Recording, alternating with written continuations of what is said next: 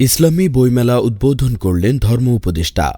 পবিত্র ঈদে মিলাদুন্নবী সাল্লাল্লাহু আলাইহি ওয়াসাল্লাম উপলক্ষে রাজধানীর বাইতুল মোকাররম জাতীয় মসজিদ প্রাঙ্গণে শুরু হয়েছে মাসব্যাপী ইসলামী বইমেলা।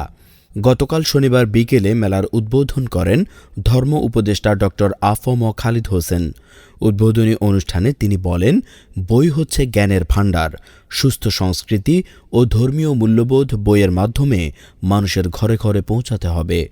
আমরা সবাই এই বই মেলা পবিত্র কুরআনুল কারীম, তার তাফসীর, হাদিসে নববী, তার ব্যাখ্যা, ইসলামের সোনালী ইতিহাস, দর্শন, ফিকহ, আকায়েদে বিভিন্ন সেক্টরের আসপেক্টসের বই এই আমাদের বই মেলায় ভর্তি। অনুষ্ঠানে বিশেষ অতিথি ছিলেন ধর্ম প্রতিমন্ত্রণালয়ের সচিব এ.কে.এম. আফতাব হোসেন প্রামাণিক।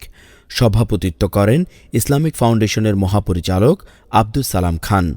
বক্তব্য দেন মিশরের রাষ্ট্রদূত ড. উমর ফাহমিদ ও প্রকাশক প্রতিনিধি আহমেদ রফিক। মেলায় রয়েছে ১.৫ শতাধিক দেশি স্টল ও মিশর, লেবানন, পাকিস্তান থেকে আসা ৪টি আন্তর্জাতিক স্টল। প্রতিদিন সকাল ১১টা থেকে রাত ১০টা পর্যন্ত দর্শনার্থীরা মেলায় প্রবেশ করতে পারবেন। চলবে আগামী ১২ অক্টোবর পর্যন্ত।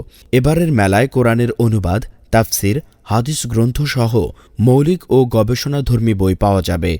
এছাড়া থাকবে সাংস্কৃতিক পরিবেশনা, আলোচনা সভা, নতুন বইয়ের মোড়ক উন্মোচন, শিশু চত্বর, ফুড কর্নার ও নারীদের জন্য বিশেষ বসার ব্যবস্থা।